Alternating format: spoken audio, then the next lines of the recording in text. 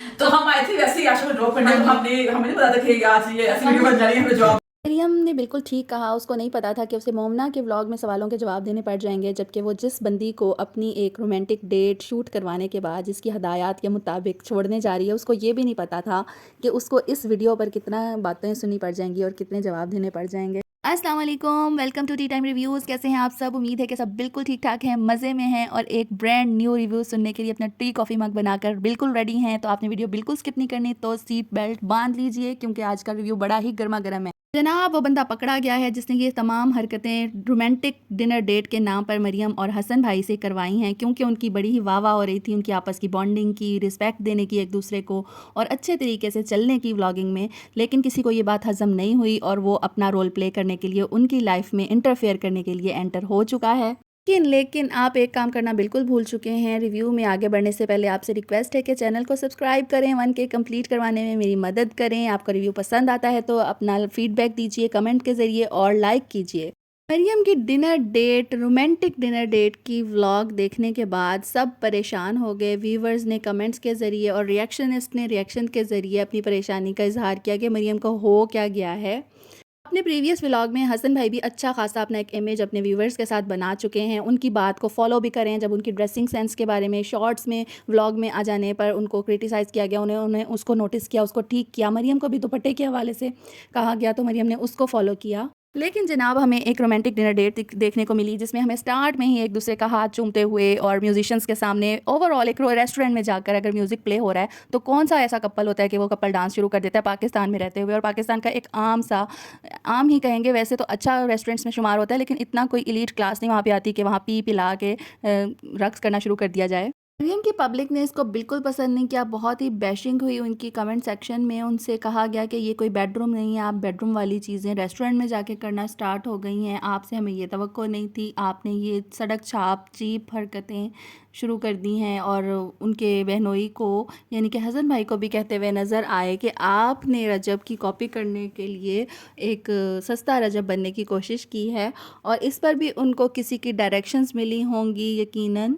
मरियम के व्लॉग्स देखने से पता चलता है कि हसन भाई पर जिस चीज़ पर भी तनकीद हुई है और उनको वो तनकीद मुनासिब लगी है, ठीक लगी है, तो उन्होंने अपने व्यूवर्स की चॉइस के मुताबिक उसको करेक्ट किया है। शुरू में वो लहक लहक कर जी जी करके जिन्होंने बात की थी उन पर उनको क्रिटिसाइज़ किया गया, उन्होंने वो छोड़ दिया। लेकिन अचानक ही इस रोमांटिक डेट व्लॉग में हमें उनकी वही टॉन सुनने को मिल गई दोबारा।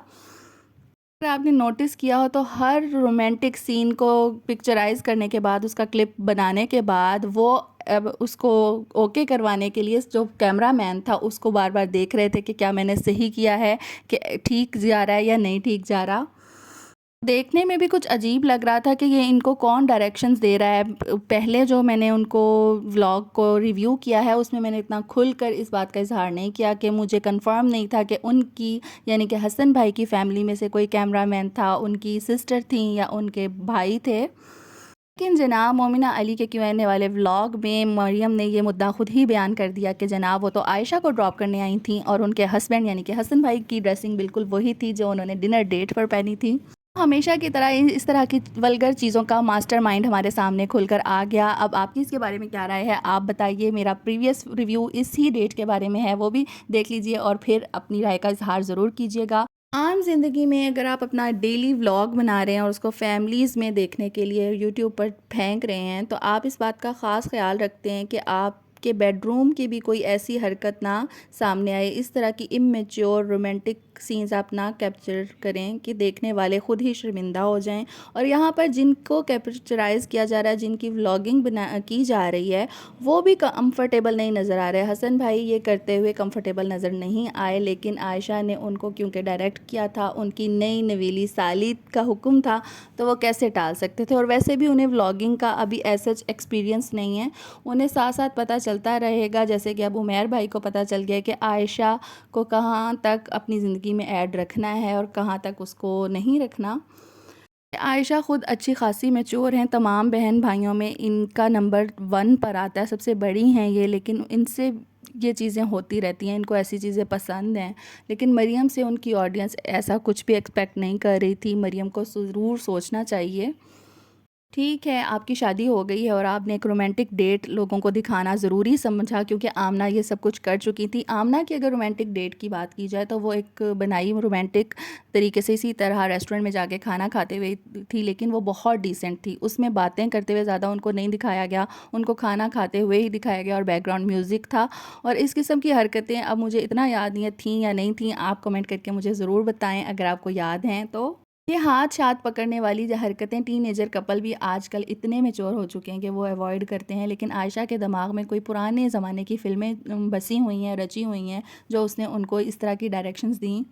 क्योंकि मेरा ख़्याल ये है कि मियाँ-बीवी को ये सब कुछ दिखाने की ज़रूरत नहीं पड़ती। रोमांस झाड़ने के लिए पब्लिक में आकर उनका आपस में बैठकर बात कर लेना, एक-दूसरे को टाइम दे देना और एक अच्छा टाइम स्पेंड कर लेना ही रोमांस होता है। लेकिन आयशा किस स्टेट ऑफ माइंड में थी, वो टिकटॉक बना रही थी कोई या कोई रील बना रही थी, उस पे भी बैकग्राउंड म्यूज़िक होता है, उसमें कोई बातचीत नहीं करता हुआ दिखाई देता। जबकि मरियम बाकायदा बातें करती हुई नज़र आई हैं कि चलो जब तक खाना नहीं आता हम रोमांस पिक्चराइज़ कर लेते हैं। हसन भाई के चेहरे से साफ एम्बैरेसमेंट देखी जा सकती है कि वो बिल्कुल भी ये करना नहीं चाह रहे थे, आयशा के कहने पर कर रहे थे कि उनकी जो फैमिली है वो खासी डिसेंट है और उनकी फैमिली में कोई इस तरह के कंटेंट बनाने वाले पाए भी नहीं जाते। तो मरियम को अपने ससुराली रिश्तेदारों का, उन व्यूवर्स का भी ख्याल रखना चाहिए था। आयशा साहिबा, अगर आपको दो मियाँ बीवी के दरमियान इंटरफेयर ना करने का कहा जाए तो आपको बुरा लगता है और आपको शादी के बारे में मशवरा दिया जाए तब भी आपको वो बातें अच्छी नहीं लगती, लेकिन इस तरह की आपकी हरकतों से फिर दोबारा ये सोचने पर देखने वाले मजबूर हो जाते हैं कि इस बंदी को एक बंदे की बहुत ज़रूरत है, इसको शादी के बारे में। आपकी इसके बारे में क्या राय है? अपनी राय का ज़रूर इज़हार कीजिए कमेंट सेक्शन में, हमें आपकी कीमती राय का इंतज़ार रहेगा। चैनल को सब्सक्राइब कीजिएगा, रिव्यू पसंद आए तो उसको ज़रूर लाइक कीजिएगा। अपना अपने से जुड़े लोगों का बेहद ख्याल रखा कीजिए। अल्लाह हाफ़िज़।